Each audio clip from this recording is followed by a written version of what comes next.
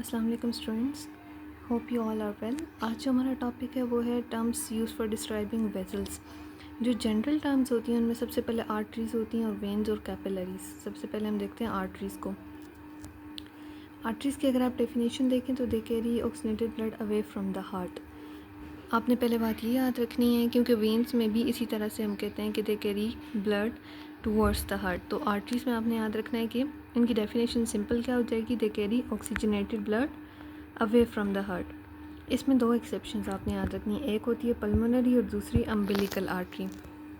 जो pulmonary artery है वो तो आपने सर्कुलेटरी सिस्टम में पढ़ा ही होगा कि ये पल्मोनरी आर्टरी जो हमारा राइट वेंट्रिकल होता है उससे ब्लड लेके जाती है लंग्स की तरफ, और अम्बिलिकल आर्टरी जो है वो बर्थ से पहले जो एम्ब्रियो के अंदर होती है।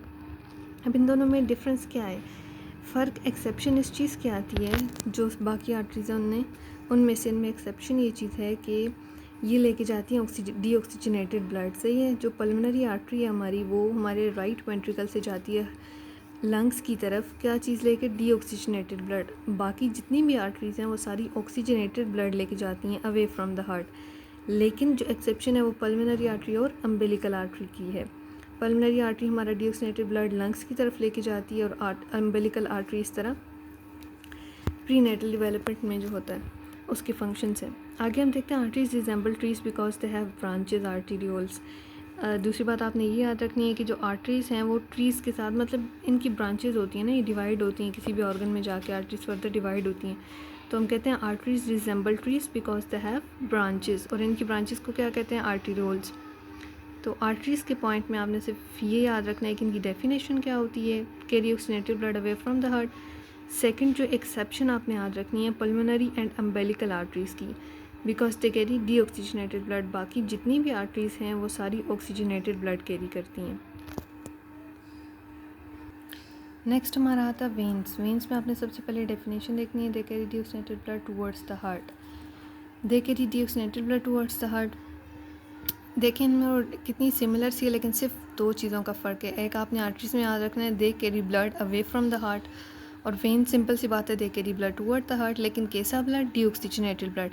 सिंपल इसी में भी आ जाती है हमारे पास एक्सेप्शन, पल्मोनरी एंड अम्बिलिकल। जो पल्मोनरी वेन होती है वो लंग्स से जाती है हमारा जो लेफ़्ट एट्रियम होता है उसके अंदर, और डीऑक्सीजनेटेड, और जो है वो ऑक्सीजनेटेड ब्लड लेके जाती है लंग्स से जो ऑक्सीजनेट होता है उसके बाद। तो ऐसे जो नॉर्मल वेन्स होती हैं वो क्या लेके जाती हैं, डीऑक्सीजनेटेड ब्लड, लेकिन पल्मोनरी और अम्बिलिकल वेन्स जो हैं वो दोनों क्या लेके जाएंगी, ऑक्सीजनेटेड ब्लड। एक आपने याद रखना है। दूसरा, veins resemble reverse because they have tributaries.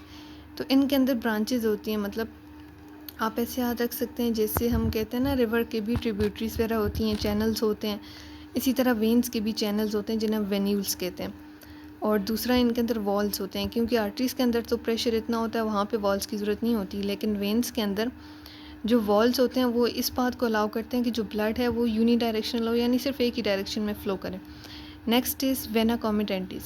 ये इसकी एग्जांपल आती है हमारे पास, वो पहले एक्सप्लेन करता है कि these are two veins on each side of a medium size artery of a limb joint to each other across the artery.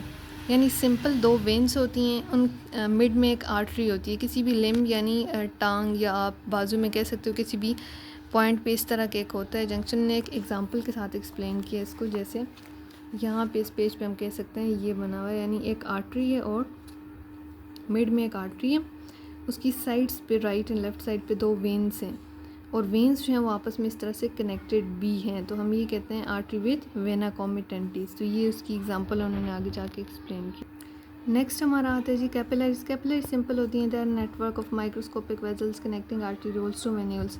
ये आप यहाँ देख सकते हैं कि आर्टीरियोल और वेन्यूल को जो कनेक्ट करती हैं किसी भी जगह पे वो कैपिलरीज होती हैं। ये इनका डायमीटर काफ़ी कम होता है।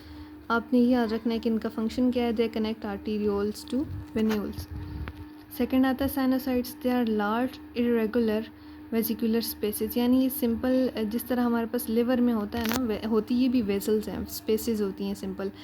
जैसे हमारी लिवर के अंदर कुछ स्पेसेस होती हैं, आप आगे ज़्यादा एक्सप्लेनेशन के साथ पढ़ लेंगे, यहाँ पे उन्होंने सिर्फ एग्जांपल और डेफिनेशन वगैरह दिया है। यानी जिस तरह लिवर में होती हैं स्पेसेस, वेसिकुलर स्पेसेस होती हैं, उनके इर्द गिर्द पैरेन्काइमा होता है ऑर्गन का, या सुप्रारीनल ग्लैंड्स का कह लें, जो हमारे ग्लैंड्स के ऊपर होती हैं। दूसरा आता है जी बोन मैरो के अंदर आप कह सकते हैं स्प्लीन, पैराथायरॉइड ग्लैंड्स। उसके बाद आता है एनास्टोमोसिस आर प्री कैपिलरी और post capillary communications between the neighbouring vessels. Anastomosis आप ऐसे समझ लें कि जैसे कनेक्शंस होते हैं ना, जैसे आपके लिए ये जो वेसल्स हैं यहाँ से मार्क भी किया हुआ है, ये जो वेसल्स हैं इनका इस पॉइंट पे आके क्या है आपस में कनेक्शन बना हुआ है, यानी यहाँ पे कनेक्ट हो रही हैं। कितनी वेसल्स, 2-3 वेसल्स तो कनेक्ट हो ही रही हैं, तो इसे हम कहते हैं ये एनास्टोमोसिस है, यानी एक तरह का कनेक्शन है। तो ये टर्म्स थी जो कि वेसल्स के साथ रिलेटेड थी, यानी आपने आर्टरी का याद रखना है। They carry blood away from the heart. और कैसा ब्लड? ऑक्सीजनेटेड। 2 एक्सेप्शंस हैं, कौन कौन सी? अम्बिलिकल है और दूसरी हमारे पास पल्मोनरी है। वो दोनों क्या कैरी करती हैं? Deoxygenated blood.